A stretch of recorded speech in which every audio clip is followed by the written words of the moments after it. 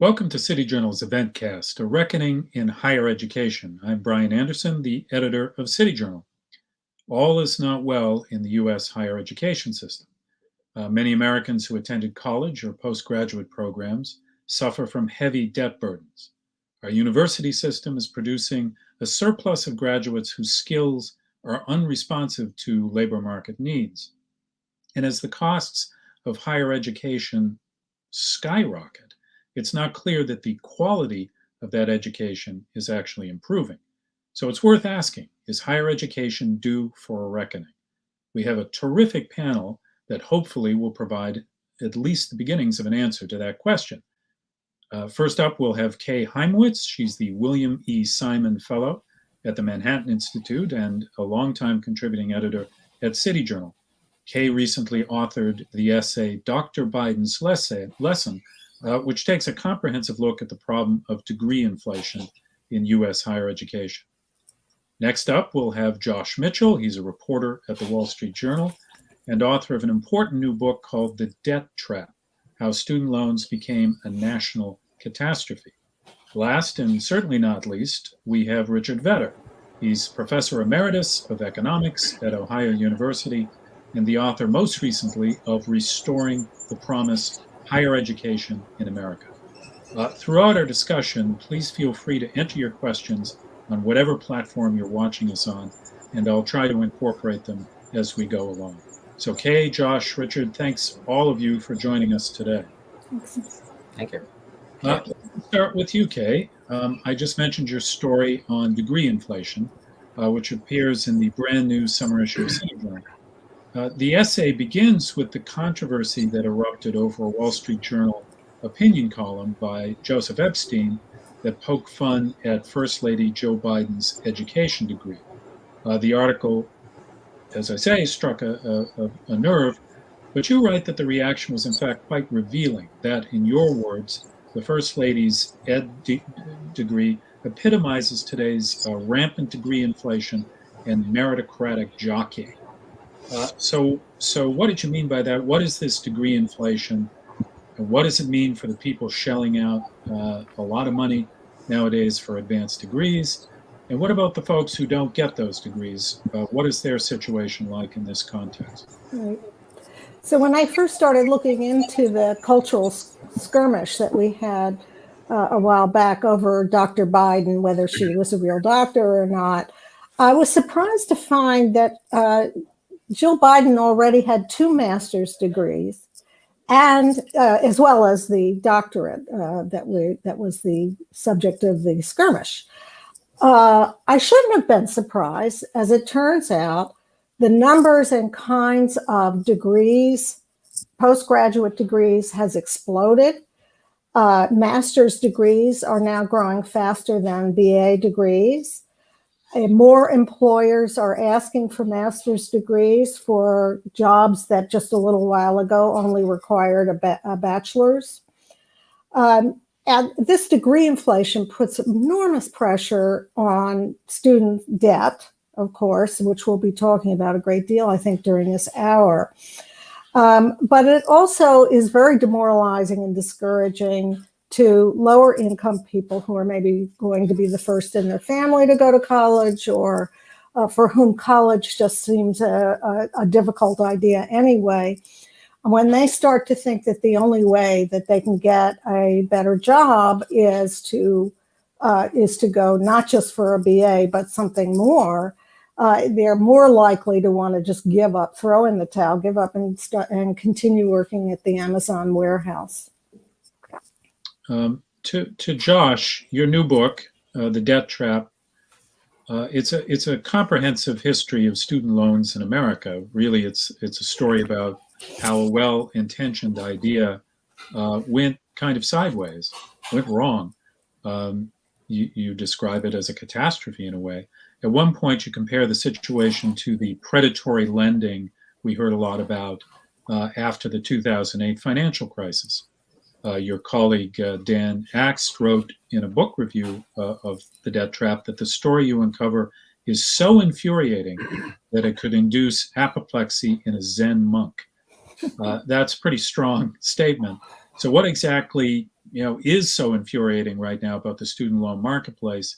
And what does a marketplace of sky-high tuitions and debt burdens do to our economy writ large? Sure. Let me just offer several points of comparison. So the housing crash that led to the financial crisis that led to the greatest recession since the Great Depression around 2008, 2009. When the housing crisis peaked, mortgage debt, the amount of debt that was delinquent in the mortgage market was about 9% in 2010. That was the peak. Now let's go to 2020, the start of 2020, just before the pandemic. The economy was very strong. The amount of student debt that was 90 days behind was 22%. This is according to the New York Fed. So even in a strong economy, the share of debt that has been delinquent on student loans has been more than double than the share of mortgage debt. Now let's look at how this breaks down by race. One of the things I show and one of the things that research shows is that student debt is harming some of society's most disadvantaged families. Student debt has risen the fastest among Black households, who owe, on average, twice as much as white households 4 years after college. That's according to the Brookings Institution. And Black households are 3 times as likely to default on their student loans. This was not the intent of the program. The intent was to level inequality and to give society's most disadvantaged a leg up. And instead, the data is showing that a lot of society's most disadvantaged families are struggling the most with student debt. Let's take a look at one of the intents of the program, which was to actually cause colleges to moderate their price increases. This goes back to a report that the former economist, the late economist Alice Rivlin did in 1969, which basically laid the ideological framework for student loans. And one of the ideas was student loans would actually stoke competition among colleges and cause them to moderate their price increases. In other words, if you empowered the consumer, schools would have to become more innovative and would have to restrain how much they raise tuition over the years. Now, what is the outcome of that? Well, tuition actually did the opposite of what was expected. It actually rose far above inflation, 3 times the rate of inflation since the 1980s. Now, have schools become more innovative? No, hardly. They're still very inefficient. The data shows this, but I've talked with college presidents who will tell you as much when you ask them why they raised tuition and what the financial pressures they were facing. They will admit to you, a lot of these presidents will say that they are running a really inefficient shop. I'll just leave you with one quick story. I interviewed the former president of George Washington University, which at one time was the nation's most expensive college. He said that he raised the price of tuition because he could, because every time he would raise it, more and more students would apply. And so it really increased the school's reputation. But he also said that he recognized that as an industry, his school was very inefficient because essentially it operates 4 days a week, 9 months of the year. What other industry could get away with, having such excess capacity? And he said that when he tried to increase its capacity use, moving to a 6 or 7 day work week, 12-month year, the faculty opposed that and wouldn't even bring it up for a vote. So a lot of the intents are not being met, and it actually, the opposite has happened. You have skyrocketing defaults, you have skyrocketing tuition. So that's what I mean by this has turned into a catastrophic outcome. Thank you. Richard, you're having some connectivity problems, but let me try you anyway. We'll see if it works. Yeah. You've studied these issues for a long time. You've spent yourself decades on college campuses as a professor. So I'm curious to hear about from you about the kind of institutional culture that Josh was in a way describing. So students are paying lots of money to receive degrees, but you have spiraling administrative costs, and that's distinguished from the faculty costs. They're often driving tuition increases, right? So if that's the case, what are students really receiving in terms of their education? Is it commensurate at all to what they're paying in tuition? Or are they, paying, as parents sometimes say, for the experience of college? rather than, the actual content of classes? Those are good questions. Starting off, you mentioned the administrative costs to begin with. It is interesting at a typical university, and I teach at a fairly typical state university, about 1/4 of the budget goes for teaching, for faculty. Where does the other 3/4 of the budget go? At many schools, including my own, there are more, quote, administrators than there are faculty. And the administrators not only take up a good bit of the budget, but they crowd out an emphasis on academic things. We spend a lot of time talking about diversity, about sustainability, about climate change, and what our university can do to change the temperature of the planet Earth 100 years from now. But we don't spend as much time as we should talking about what are the students learning? Do they get good jobs after they graduate from college? Those kinds of things. So I think there is a misemphasis on resources. Let me conclude by also pointing out that the typical college student in the United States, if U.S. Department of Labor data are correct, spends fewer hours on their education than the typical 8th grader spends. We spend typically 28, students spend 28 hours a week in going to class, in writing papers, in preparing for exams and so forth, for maybe 32 weeks a year, 28 hours a week. Why don't they work harder? Why don't they work more? Well, they're all getting A's and B's most of the time. The average grade point average in the United States has soared in the last 50, 60 years. So in a sense, college is becoming sort of a gap period, not a year, because it's usually more like 5 years between high school and life. And it is not, we are not really fully utilizing the resources of the young people that we are supposed to be training and preparing for adult life. Kay, this is a story. Your essay was in part about public policy, and yet it's also a story about the behavior of universities and also about employer behavior.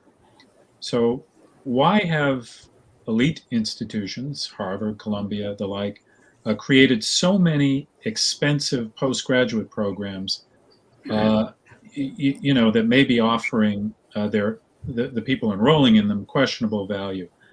Maybe you could describe a few of those that you mentioned in your essay.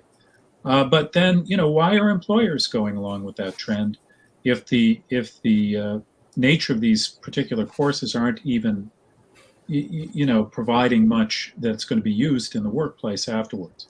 And finally, to get back to the policy question, what choices have policymakers made that have laid the groundwork for these trends?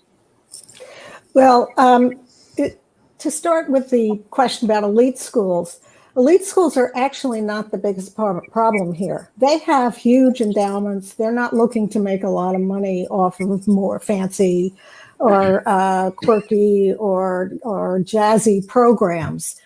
Some of the smaller schools or less endowed, well-endowed schools are doing that.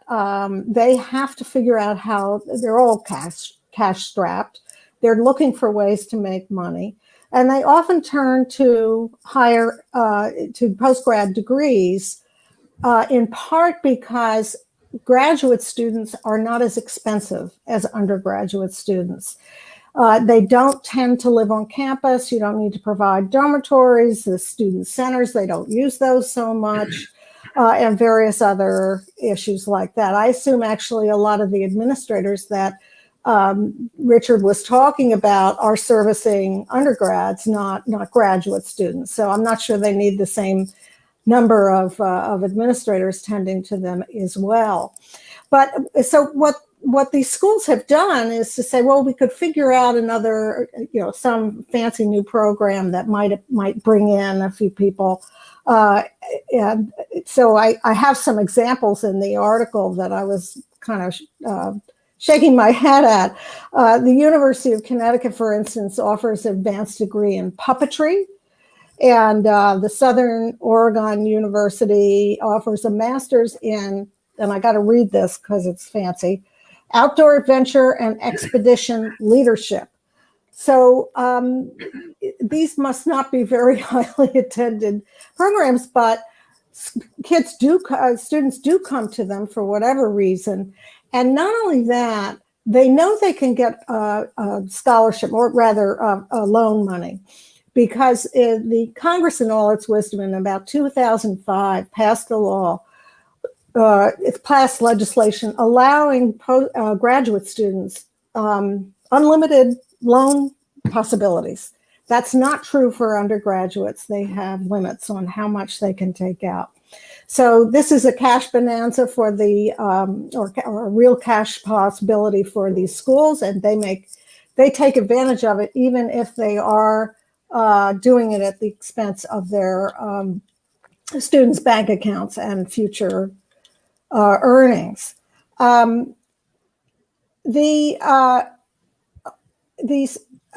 to get to the employers, you asked me about the employers. The employers probably have several reasons. One is personnel officers simply have a much easier job if they can just take the resumes that don't have a master's degree or a PhD and put them on the reject pile. In fact, there's some schools or some big companies that even use artificial intelligence or automation to weed through these resumes. And it's easy to do if you can look and see what degrees people have. So that's part of it. I also wonder whether they're thinking that a master's student will be more mature. A lot of employers complain about kids without a college degree, and now increasingly kids with a college degree, are incapable of certain kind of teamwork, of good communication skills, of problem solving. Remember, they're more likely, a freshly graduated student from college is more likely to still be working out personal issues, family issues. A master's student might not be that way, might be a little bit older, and might be promise more stability and more maturity. Josh, to what extent is the student loan crisis a universal problem, or to what extent is it specific to what Kay's describing, these kind of questionable post-grad programs? Undergraduate tuition has been going up and up, but the debt burden for someone who gets an advanced degree is typically, I think, higher than someone who has got getting a BA, and often without a significant boost to earnings when they get these master's degrees. But on the other hand, the quality of undergraduate education isn't really keeping pace with the cost. So what, to zero down a little bit, what is the biggest problem in your view with the student debt? Is it a postgraduate problem? Is it an undergraduate problem? Is it people who are accumulating debt but never even get a BA, which is part of the issue as well? I just wonder what you found in your research.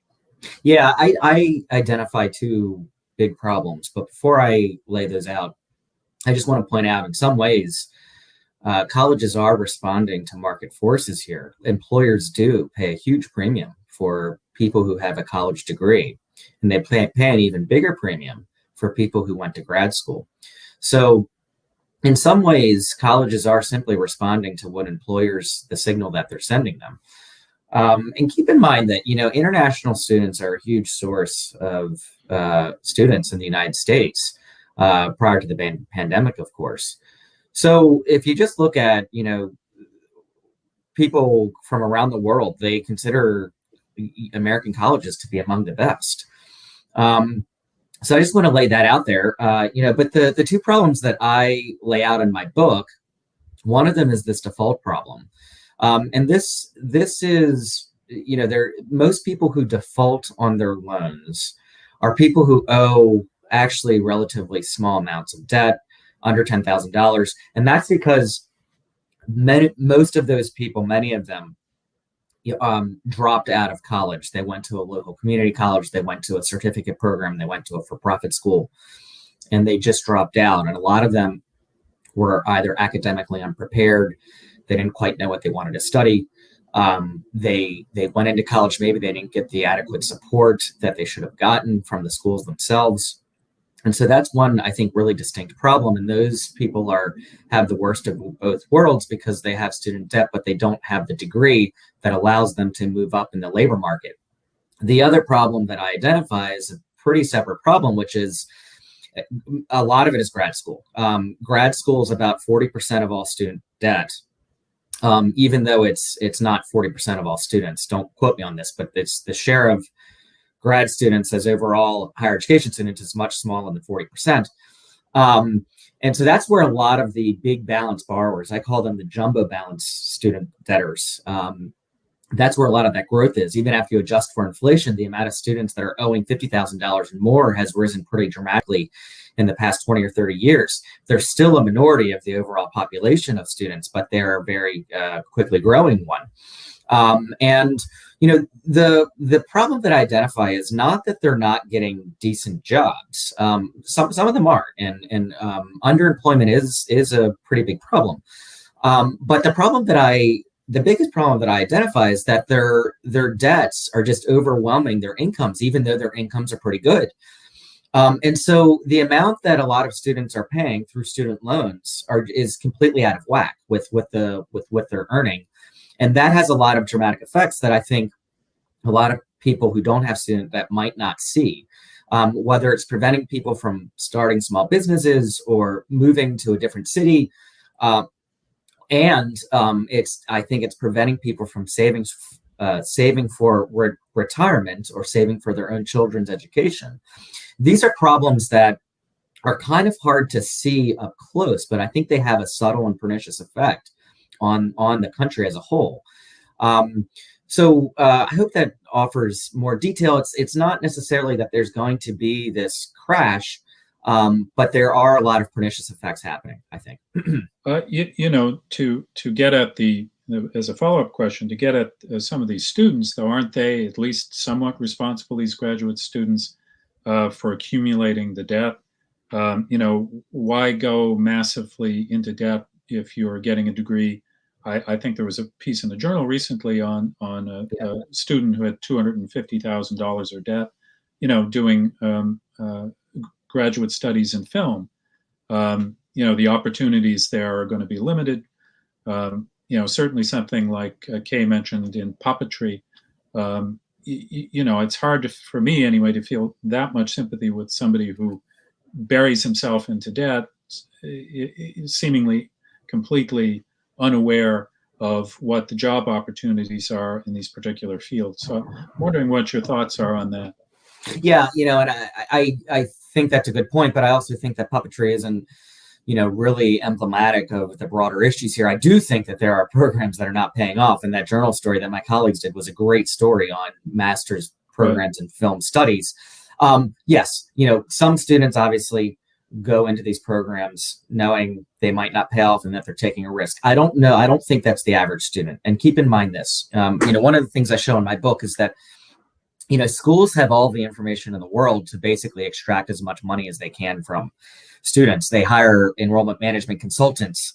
These consultants basically tell schools, create this program, this will make money for you, and here's the maximum amount that you can charge for each student. This is like going on kayak.com and trying to buy an airfare. One afternoon the airfare is X to go to LA. A few hours later it's a completely different airfare, and that's because the schools are setting their tuition in a lot of cases the same way. They're taking data points and really trying to understand willing and able the student is to pay a certain price. And these consultants will say, charge this student this amount of money.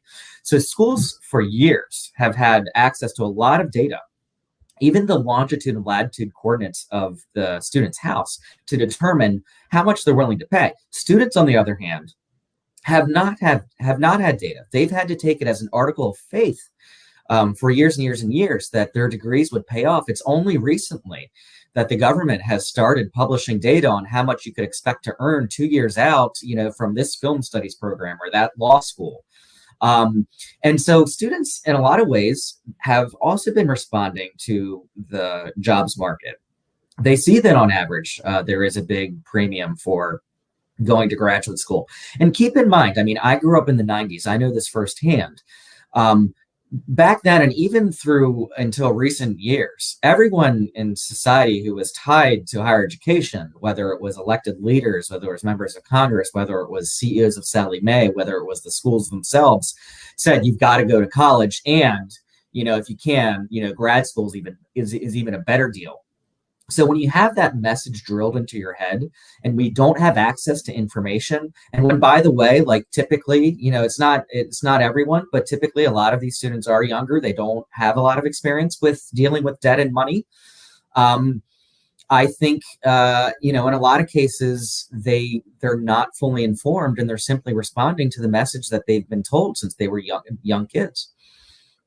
Thanks, Josh. A question for Richard. We're talking a lot here about higher education, but are some of these issues influenced by our K through 12 system and by the broader goals we set for education in America generally? So, does the college overall ethos and a K through 12 system designed to prepare people for college specifically who might be better suited in, say, a skilled trade of some kind, does that system bear some responsibility for this problem? And to what extent does an opportunity pluralism framework in which some high school students are provided with workforce prep rather than, say, funneled into college programs that may not fit them, how would that help address some of these concerns that we're describing? Well, the one-word answer to your question is yes, but I'm a college professor, so I have to talk for more than one. I have to talk a little longer. And I would argue, and in a way, this picks up on what Josh was last saying about the information problem. Colleges have enormous information about their students. The kids have to fill out something called the FAFSA form, which is 120 questions long. The schools know how much money the kids have, how much alimony the parents are paying, how much home mortgages. They have all kinds of information. Do the kids have comparable information about the universities? The answer is generally no. That was the point Josh was making. I'm echoing it. The same thing goes, though, to your question, specifically to me, relating to non-traditional education. Why does everyone have to get, quote, a bachelor's degree? There are all sorts of different combinations and permutations of education that exist. Why not have kids go to coding academies, as some are starting to do, for 6 months, 9 months, or a year, and learn a lot about a very specific topic, and then go out and get a good job and end up with less debt. This is starting to grow in importance and is becoming a growing area. And I think this is good. The distinction between K through 12, college, and other forms of education is too artificial and too rigid, and we need to break those barriers down, I think. And we're starting to do so as more and more students are becoming skeptical of the value of an education, given the rise in the cost and the stories such have been told about the film majors, master's degree in films, the great journal story, and others like that. So So yeah, basic answer to your question is yes. We should be doing other things. Here's a question from a viewer, and it relates to the question we're discussing here. This is from Kyle or Kale. The way to stop the credential inflation madness is to end degree mandates in hiring and to shift to some form of third-party credentialing. What do the panelists think about that? And maybe I'll start with you, Kay. Well, I'm always reluctant to to go to the government to ban something like this. I do think we can incentivize a great deal more than we have companies not to be looking only at degrees. We should be encouraging them to do more training in-house. That was the way it used to be, by the way, before, let's say, the 1980s. People only got people going into white collar work would only get a bachelor's degree at most, and they went to a company where they knew they would be trained. That was part of the deal, and the employers were thinking more about potential and less about skill, current skills. So that was, I would like to see more incentives, both from for schools to encourage kids to be thinking about their careers and their vocation in a realistic way. Richard just talked a lot about the lack of information about that. It's a terribly important issue. But I think banning employer credentials, using college credentials, I have to think about what the unintended consequences will be there. But surely there will be some. So yeah, I would hesitate. Not necessarily banning them, but really trying to create a system where you would have third-party credentialing of some kind. Yeah. Josh, what do you think about that? Well, 2 points. One thing that's interesting is there was this job search website, one of the big ones, but I forget which one, did a study looking at employer degree requirements and how they changed, when the labor market was tight or when it was not tight, when unemployment was high versus low. And the tighter the labor market, the harder it was for employers to find. They started to lower their degree requirements. In other words, when businesses did get desperate for workers, they said, okay, that job that we used to require a college degree for, it's okay, don't worry about it. So I do think there is something there where, some of these requirements are just put in place as a reflection of the tightness of the labor market. How to sort of solve this issue? I think history can be a guide here. One of the interesting things I learned when I researched the student loan program is that before the government got involved in student lending in 1958 in response to Sputnik, a number of schools actually made loans themselves to their own students. And default rates were pretty low. For example, one of the schools that testified in Congress was the University of Minnesota. And I actually talked to the congressional clerk who wrote the original legislation that got the government into student lending. She's still around. She's in her 90s. And she said that was the thing that convinced us to start offering student loans, was that some schools, including University of Minnesota, were doing this and the default rates were really low. And I actually looked at the testimony. And this University of Minnesota official said, yes, these default rates are like in the single, like 3%. Don't quote me on that. And they said, oh, that's like lower than business default rates.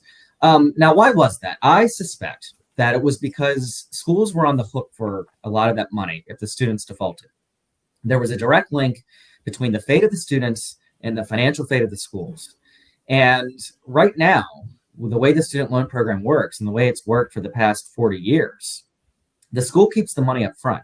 The government gives the student a blank check. The school is actually essentially a deputy of the government in that the financial aid officer is basically the loan officer. Gives the student the blank check. The student signs it. The school keeps that money regardless of the fate of the student. And if you think about that is an incentive. The school doesn't have any incentive to rein in its tuition. And so when it did have incentives to do that, default rates were pretty low. Now, there was other factors involved, including the fact that there was not nearly as many students in higher ed in the first place. And so it was easier to track them down after they left school. But I do think that history can be a guide here, that when schools have more skin in the game, they're less likely to charge a lot for credentials that don't lead to good outcomes. Richard, what's your view on that? And this, we have a question from a viewer, Jane. To what extent are federal subsidies responsible for sky-high tuition? Just to comment on what Josh was describing. Exactly. Josh used the expression that I was going to use. The reason is that we both think very much alike. He talked about skin in the game. If schools had skin in the game, it would be an altogether different profile with respect to student loans and with respect to financing colleges. Schools have no skin in the game now, for the most part. If they, in fact, were responsible for some of the indebtedness and delinquencies of their own applicants that they accept, that they perhaps should not have accepted because they're an inappropriate fit, maybe we would have an altogether different picture, I think. And this is a huge problem, and why I think, and to further pick up on another expression that hasn't been mentioned, is Bill Bennett's Bennett hypothesis. The reason student fees went up so much more after 1958, or even after 1978, when the student loan programs were vastly expanded under Jimmy Carter, we started having tuition fees go up 3%.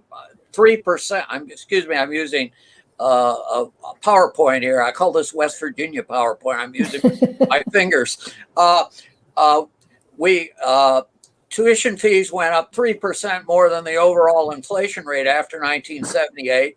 In the 150 years before then, it only went up 1% a year more than the inflation rate. Suddenly, tuition fees started taking off. Why did they take off?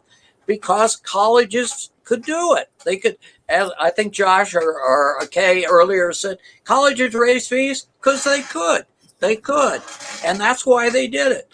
And they have this FAFSA form data. They know exactly how much money the parents make. They have all kinds of information on the students. The students have very little information on the colleges. It's an unfair negotiation going on here. And so tuition fees started soaring after the late 1970s. You can argue about when it started soaring. It was maybe less than an abrupt shift than I made it out to be, but this is essentially what's going on. And it went on until a few years ago when the system, kids started revolting and they started showing a sensitivity to prices even as the fees got higher and higher and higher, and more kids got underemployed after college, didn't get jobs. For the Federal Reserve of New York says 40% of recent college graduates are underemployed. When that started happening, students started getting more and more resistant, and we have a new environment now. But this is the history of what has happened over the last several decades, I think. Thank you, Richard. Kay, you wanted to say something more about the credentialing question. Right. I should have mentioned that there are these credentialing organizations in many fields, and they're as guilty of raising the degree requirements as anybody. I take nursing, for instance. There are two nursing credential organizations, and one of them absolutely insists on a BA for any nurse, and the other doesn't. But the point is, there are many of these organizations that like the idea that their population, their workers, are becoming professionalized. It adds to the dignity and status of those positions. Same thing for occupational therapists. They are now there's talk at any rate in the credentialing community to increase their requirements to a BA. So I don't know that would be, and third-party credential organizations would be a help. Let me follow up with you. You started to talk a moment ago about, as did Richard, about programs that aren't necessarily college for all, but that might be skills-based. Some companies working with universities have established apprenticeship programs, as the Germans do quite effectively. A German firm, Siemens, here in the United States runs a very impressive initiative, where students basically graduate with a job at Siemens, and they're trained with real workplace experience over time. What do you think about that option for more students as a way of financing education and as probably a more practically beneficial course of action for many students? Right. So I think we especially want to look at community colleges to create these sorts of programs. This college for all idea that now we have the Bernie Sanders bill or legislation of that name. I can't think of a worse name for legislation. It shouldn't be college for all. We have much evidence at this point that there are students who really just don't belong in a classroom for 4 years. They don't want it. They don't like it. They're not that good at it often. And they are ready to work. They would be much more fulfilled by being close to vocational work. So there, as you mentioned, Brian, there are places that companies that are beginning to work with, particularly community colleges. The community college problem, I think, is one that we really have to focus on, because a lot of people are going to community college as a stepping stone into a 4-year degree. It seems to me that we would be much better off thinking of community college as a local resource for training people for local jobs. I think this could be helpful to communities much more than training kids for or expecting kids who really maybe don't really want to sit in the classroom to go back to the classroom for another 4 years. If you want to talk about what government or policy can do here, it would be to incentivize companies getting more involved with these community colleges, incentivizing the community colleges to focus more on vocational training, and in a more general way to encourage people to stop thinking of college as this all-important route to a decent job. We do know there are mid-skill jobs out there that pay pretty well and that will offer real opportunity for students who don't want to be in college. I'd like to come back to some of the political proposals that are circulating out there, including the College for All Act. But Josh, I wonder if you've got any thoughts about the apprenticeship model, which other countries have employed, particularly Germany, very successfully. Yeah, I think it could be really effective. I wrote a story last year about this apprenticeship model in Southwest Kentucky. I think Toyota and other car companies were trying to train workers in so-called middle skills to operate new technology in their plants, and it's been really successful. According to this one think tank study in DC, the median pay for students who graduated this program 5 years out is something like $95,000 in Kentucky, which is really huge. So I think that does have promise. I think that one of the biggest policy questions, though, is do the students fund this, or do taxpayers fund it? Because keep in mind, for-profit schools, one of the reasons why they're around is because of this notion that they can be better aligned with the private sector's needs and provide more technical education.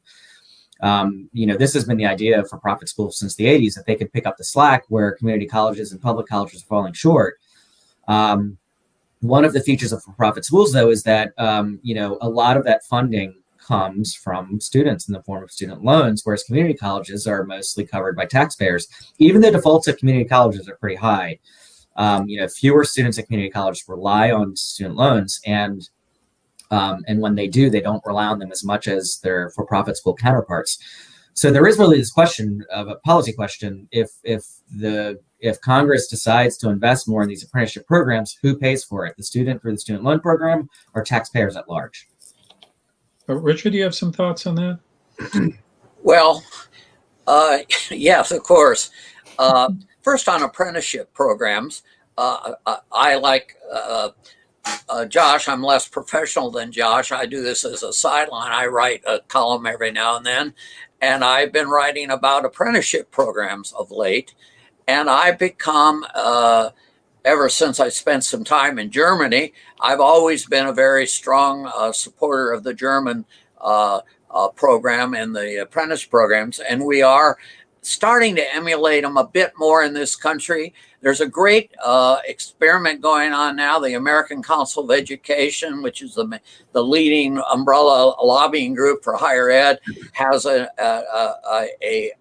credit giving division, which is now offering credit, suggesting credit for work at computer apprentice programs, for example, at IBM, at Microsoft, at T-Mobile, and so on, the Hartford. And these programs are starting to grow, and they're starting to get greater attention. My one other thought, which also picks up on our article that Doug's colleague, Josh's colleague, Doug Belkin, had in the Wall Street Journal, is why don't we just test kids at some point in life, whenever they want to take the test, on their overall knowledge of things? Why do we make kids necessarily go to college to get this piece of paper called a degree? Why don't we have a college entrance exam or exit exam, even you want to call it that certifies the amount of basic knowledge that students have at various stages of the career, and offer an alternative to the certification process? The big problem is the certificate. We keep insisting on certificates, and that has been overdone, and it's time to back away from it. Kay said that in one way or the other. Josh said that, and I say that. Therefore, it's true. We have we have agreement. Let's go back to some of those legislative proposals. I'm curious to hear from each of you about what you think about the ideas. So the College for All Act, proposed by Bernie Sanders back in April, I think it was, that would eliminate tuition for public four-year colleges for, I think, 80% of families, and would also make community college free for everyone. But meanwhile, there's been also talk about unilateral cancellation of student loans. What are the implications in terms of, the labor market, the social fabric for these type of very ambitious plans? Is college for all and debt cancellation the right way to tackle the higher education problem? So I'll start with you, Kay.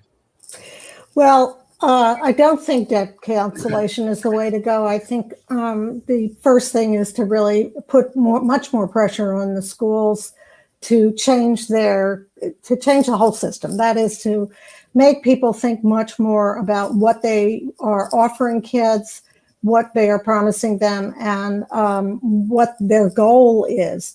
As I mentioned before, the community colleges, where I think we should be putting a lot more attention, it's not clear. Are they a vocational school? They are in some cases, and Richard and Josh both mentioned a few of them. But the majority of kids going to community college think they're going to go on to four-year college, and that, which most of them do not. It's a fraction that makes it through 4 years of college after the 2 years of an associate's degree. So we want much more clarity on that. But I think that the other issue is that the government, you raise the issue of, do taxpayers pay for this community colleges or not? And, just to put this in perspective, the federal government spends something like $300 billion for college for college kids and for the college system, but much less. I don't have the number right here. I think it was $14 billion for training and more vocational kinds of classes. So that there's something off in the way we're thinking about this. and the way what we're subsidizing. And that's where we really got to put our attention. Josh? Yeah, I do wonder what the College for All proposal would address in the long run. It would certainly give more students access to a cheaper form of higher education. At least that's what it's designed to do. The reason why I'm questioning whether it would actually achieve the aims or some of the aims it sets out to achieve is that right now there are cheaper options and a lot of students are sidestepping them. So like one of the schools that I profile in my book is the University of Alabama, which really quickly this century became the fastest growing state flagship university in the United States. And that's because it really aggressively recruited out-of-state students to the extent that now most students at Alabama are from out of state. One of the students that I profiled is a guy who grew up in Florida from a pretty modest income family. Florida has pretty cheap public colleges, but he was drawn to the allure of going to this huge program with a big football stadium and a climbing wall and a lazy river. Really fun, gorgeous campus that has great programs. I went there a couple times. It's a great school, but it also is like a Disney-fied version of college. And I don't know if giving students the option of free college without addressing the underlying issue of this voucher that the government still gives students in the form of a student loan to go anywhere they want, whether it's going to really dramatically change that equation. I genuinely don't know. But I do think that that's an issue, is that students currently often have cheaper options, but a lot of times they choose the more expensive option. And that's a feature of this system. The student loan program is in some ways a way to avoid causing anyone to make any tough decisions. It's a way to give every single student the access to go to any college they want, any grad program they want, at any price. And I just don't see the foundation or these fundamental problems changing unless you sort of address that underlying issue. So I don't want to say it's not going to have any effect, but I do. The history of this program is that every time Congress thinks they're fixing something, it's not quite fixed. Richard, what's your view on some of these legislative proposals, including the Sanders one? Well, I think we're, in a sense, over-invested in higher education already. That is, too many people are going to college, not graduating. Too many people don't belong in college. We're getting bad outcomes in many cases. And so to encourage that further is going in the wrong direction. Some of these proposals for non-degree offerings of credentialing may have some merit to them. Some of these apprenticeship programs maybe should be supported. The abolishing of student loan obligations, forgiveness, would be the wrong signal to send to young people. It would be saying to them, don't worry, you can borrow all the money you want. Don't worry about paying it back. The government will take care of it. It's the wrong message to send to 20-year-old, 22, 25-year-old people. It's a problem I think our nation has at a broader level, but it's certainly a problem here. It's the wrong step, the wrong way to go, I think. Right. One final question, and this is, I think, for all of you. We've talked a lot about the policy environment, about the schools, about the businesses, but what about the families and students? Richard, you did mention a little bit that they're becoming more aware of the debt problem, a greater awareness of the problem of debt. Are you seeing that, perhaps choosing to take less expensive options, do a partial buildup of college credit, online? Some of these different models people are using. Certainly the competition to get into less expensive state universities has grown. The state universities are seemingly becoming a more attractive model for many parents. But I'm just wondering, what you've seen out there in terms of your own reporting and research to suggest that maybe there is a significant shift going on in the behavior of parents and students with regard to this educational landscape? I don't know who the question's addressed. It was for all of you, but I'll start with Kay on that.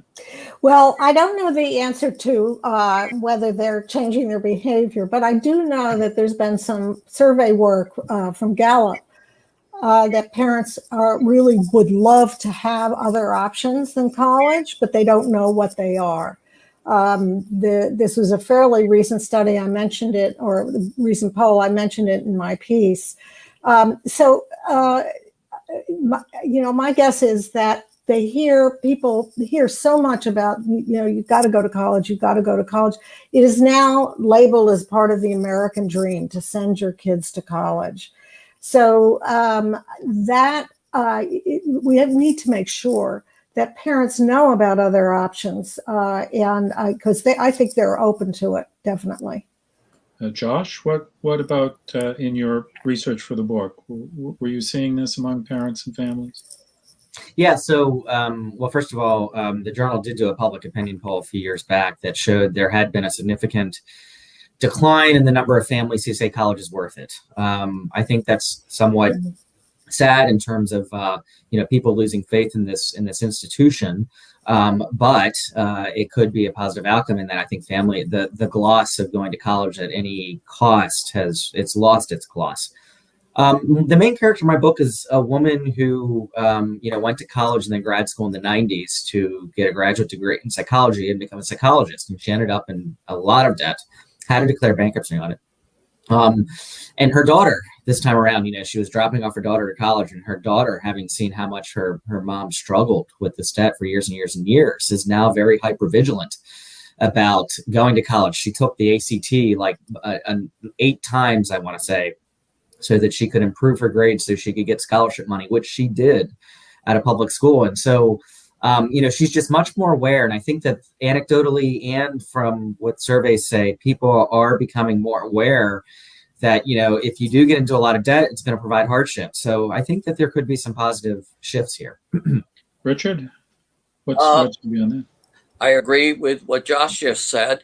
I think there is a greater sensitivity to price and to different options than there used to be. And I think that that's a healthy sign. And I think we're going to see some changes. Having said that, though, there is still a flight to quality in higher ed. That is, the schools whose enrollments have been flourishing during the pandemic in the recent years are the elite private schools and so forth. So there still is a lot of power in the credentialing argument. It isn't dying away, but I do see changes coming as the new online universities and so forth come along. The universities of Southern New Hampshire come along, Western Governors Universities, and there's greater range of options that people are starting to see. Well, that seems a relatively optimistic note to end on, because there is certainly a lot to be concerned about with the debt problem and with the current structures, of the education system. So I wanted to thank all of you, Kay, Josh, and Richard, for joining us today on this important conversation. And thanks also to you, our audience, for listening or watching. If you want to learn more about this topic, please consider checking out Josh Mitchell's new book, which I mentioned at the outset, The Debt Trap, and Richard Vedder's recent book, Restoring the Promise. And please also, if you haven't read it, read Kay's fantastic essay, Dr. Biden's Lesson, in the brand new issue of City Journal, which also features all sorts of other interesting articles on everything from our COVID response to post-pandemic shifts in the economy and in our cities. So we appreciate your readership. We appreciate all of your support, and look forward to convening more of these types of conversations in the near future. And again, thanks to the panelists very much. Thanks, Sure, Brian. thank you. You.